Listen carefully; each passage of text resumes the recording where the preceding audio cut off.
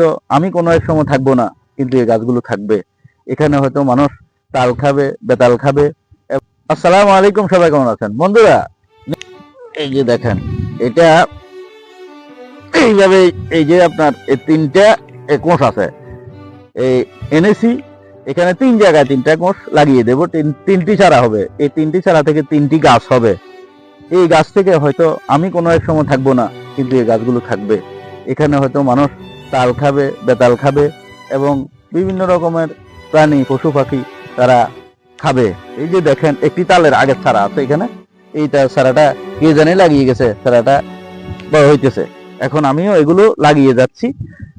দোয়া করবেন সবাই, যেহেতু এই তালের চারাগুলো থেকে বড় হলে যেহেতু মানুষ এই তাল খাইতে পারে, বেতাল খাইতে পারে এবং ছায়ার নিচে মানুষে হয়তো এই রেস্ট নিতে পারবে ইনশাআল্লাহ। তো এখানে একটা আমি লাগিয়ে গেলাম।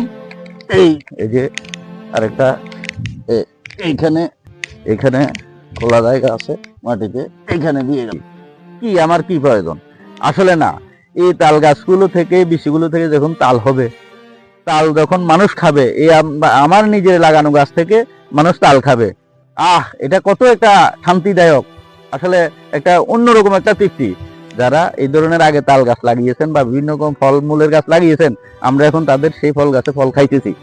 ওনারা কিন্তু নিজেকে নিজে আসলে ধন্য মনে করতেছে যে আমার লাগানো গাছ থেকে মানুষ ফল খাইতেছে। ঠিক আপনাদেরকেও বলতেছি, আপনারা যে যেখানে থাকেন, যে কোনো গাছের বিচি পাবেন ইনশাআল্লাহ স্থায়ীভাবে বিভিন্ন জায়গায় যেখানে লাগাইলে গাছগুলো থাকবে, আপনি না থাকলেও কিন্তু গাছগুলো থাকবে। তাহলে আপনারা এইরকম জায়গায় গাছগুলো লাগিয়ে যাবেন। আপনি না থাকেন, কিন্তু এই গাছ থেকে যখন ফল হবে, মানুষ ফল খাবে, তখন আপনার কাছে কত শান্তি লাগবে আপনি তখনই বুঝে নেবেন ইনশাআল্লাহ।